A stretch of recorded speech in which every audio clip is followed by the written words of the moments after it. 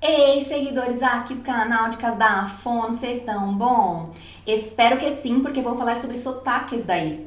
E eu vou ficar muito feliz se vocês assistirem a esse vídeo até o final.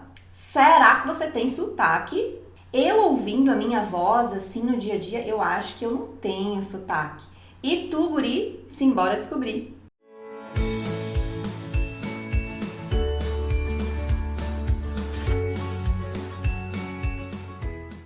Brincadeiras à parte, vamos falar hoje nesse vídeo de um assunto que vocês me pedem muito e eu nunca trouxe aqui pro canal, que é sotaque. Já vou começar dizendo que o sotaque ele não é um problema, não é uma alteração na comunicação, muito pelo contrário. O sotaque ele traz muito da nossa identidade, principalmente da nossa origem. Quando a gente escuta alguém falando e presta atenção naquele sotaquinho gostoso, a gente tenta adivinhar até de onde aquela pessoa veio pelas características da fala dela. Porém, é aí que mora o problema para algumas pessoas que trabalham com comunicação. Exemplo, um jornalista, um radialista que precisa transmitir notícias e na transmissão dessa mensagem ele precisa que o sotaque dele seja o mais neutro possível, para que não chame a atenção das pessoas a forma com que ele está falando e sim o conteúdo que ele está tentando passar. Por isso que as pessoas me perguntam como diminuir o sotaque, geralmente porque trabalham em áreas que elas precisam de uma comunicação o mais neutra possível. Vou repetir mais uma vez, sotaque não é problema nenhum, mas em situações específicas, às vezes as pessoas precisam neutralizá-lo e por isso eu vim aqui hoje trazer dicas para quem está precisando. A primeira coisa que nós temos que nos atentar na hora que nós pensamos em sotaque é características de cada sotaque, de cada região. Então, quais são essas características? A velocidade de fala, qual tipo de R que a pessoa utiliza, qual tipo de S, como são as pronúncias das vogais, qual é o ritmo dessa fala. Então, se eu quero neutralizar o meu sotaque, quero que ele fique o mais discreto possível, eu vou trabalhar com alguns pontos principais. O primeiro deles é o R, o som do R. Nós temos vários R's diferentes. Eu tenho o R do carioca, por exemplo, quando vai dizer porta, que fala porta. Eu tenho o R de São Paulo, que é o meu, porta. E eu ainda tenho um R que chama retroflexo, que é aquele R do interior, que fala porta.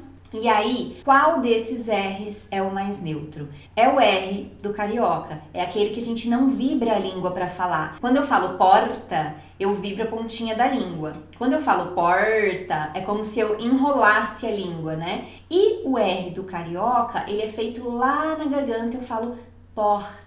Ele é mais suave, ele chama menos a atenção. Então, se eu quero neutralizar o meu sotaque, eu preciso treinar a utilização desse tipo de R na minha comunicação. Podem reparar no Jornal Nacional ou nos telejornais de uma maneira geral que os jornalistas utilizam esse R, porta, porteira, portão. E sem forçar muito, ele não vai dizer aquele R carregado, porta, porteira. Não, é suave, eu não quero neutralizar, então eu vou dizer porta, porteira, portão.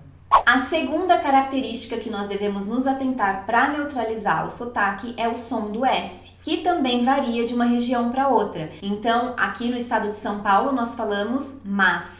Lá no Rio de Janeiro, eles utilizam mais. Eles fazem o som de S como se fosse o som de X. Até a Xuxa, muitas vezes o pessoal usa memes da Xuxa falando isso mesmo, porque ela puxa muito esse S com o som de X e isso chama mais a atenção. Então, se eu quero neutralizar o meu sotaque, eu vou usar o as, es, is, os. O S com som de S mesmo, que é mais suave do que se eu disser as, es, is, os. Percebe como faz ruído? As. Então, vamos optar pelo mas, ao invés de mais. E aí, um terceiro ponto para você que quer neutralizar o seu sotaque, se atentar, são os sons de T e D. Em algumas regiões aqui do Brasil, nós dizemos tia e dia. Então, no caso de tia, é como se eu juntasse o som de T com o som de CH. Então, fica tia.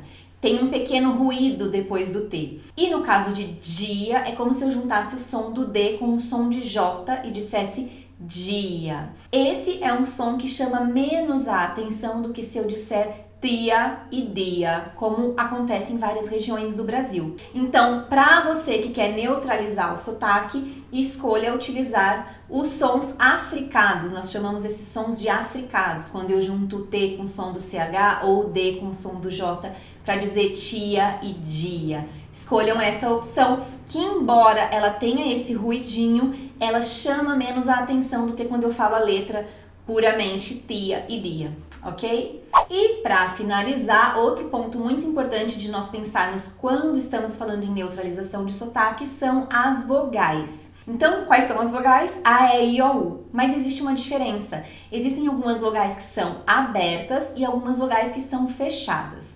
Então, vamos começar pelo I e pelo U. Quando eu penso em I e U, não tem diferença nas regiões do país. Não tem I aberto e I fechado, ou U aberto e U fechado. Eles são sempre pronunciados da mesma forma. Porém, quando eu penso na letra A, pode existir uma variação de nasalidade desse som. Então, em alguns lugares nós falamos A, em outros lugares nós falamos an. Então, por exemplo, em alguns lugares as pessoas dizem Daniel, ou seja, an, dan, o som é mais nasalado. Em outras regiões as pessoas dizem Daniel, com a vogal mais aberta. Como que você faz para perceber se você utiliza mais a vogal aberta ou a nasalada, um pouco mais fechada nesse caso? Quando eu falo A e não uso o meu nariz, primeira coisa, o que é um som nasalado? É aquele que a gente usa um pouquinho o nariz, então a gente deixa escapar um pouquinho de ar pelo nariz para falar. Então, quando eu não utilizo esse som mais nasalado, não vai fazer diferença se eu fechar o meu nariz quando eu tô falando. Então, ó, perceberam que o som não muda? Porém, se eu fizer um som nasalado, quando eu fechar o meu nariz, o som vai mudar. Então, eu vou fazer Perceberam como acontece essa mudança? Tentem fazer aí. Primeiro A e depois Percebem que parece que o som vai lá para a cabeça quando eu fecho? Porque eu impeço o ar de sair pelo nariz. Quando eu penso nesse som, o que chama menos a atenção é a vogal aberta, ao invés de eu dizer nasalado. Então, vocês vão perceber que em alguns lugares as pessoas dizem mas, com o som do A aberto. Em outras regiões as pessoas dizem mans. E aí, esse som mais nasalado chama mais a atenção. Se você quer neutralizar o sotaque, use mais a vogal A aberta. Já no caso das vogais E O, é preferível usar as fechadas. Então, qual que é a diferença? Com a letra E, quando eu digo E, é uma vogal fechada. Se eu digo eu estou abrindo mais esse som. Então, vamos pensar numa palavra. Eu vou dizer rezar. O meu sotaque é com a vogal fechada mesmo, né? Rezar. Mas em algumas regiões as pessoas vão dizer rezar. Esse rezar, essa vogal E aberta, chama mais a atenção. Então, se você quer neutralizar, diga rezar. Já no caso da letra O, igualzinho o raciocínio da letra E. Então, se eu quero falar mais fechado, vou falar, por exemplo, moderno. E se eu falo com o O aberto, eu vou falar moderno. Então, ó, o O fechado é o O e o aberto seria o O. Então, se eu quero neutralizar, eu vou optar por utilizar os sons fechados. Eu vou dizer moderno ao invés de dizer moderno. Então, recapitulando, como que eu faço para neutralizar o meu sotaque? Eu vou optar por utilizar a letra R do Rio de Janeiro e vou dizer porta, porteira, portão. Eu vou optar por utilizar o S de São Paulo, então eu vou dizer mas, ao invés daquele S com som de X do Rio de Janeiro, que é o mas. Eu vou pensar nas letras, né, nos sons de T e D e optar pelo uso dos africados, tia e dia, ao invés de dizer tia e dia. E vou pensar também nas vogais. Quando eu penso nas vogais I e U, não tem diferença. Se eu penso nas vogais E e O, eu preciso usar as fechadas ao invés das abertas.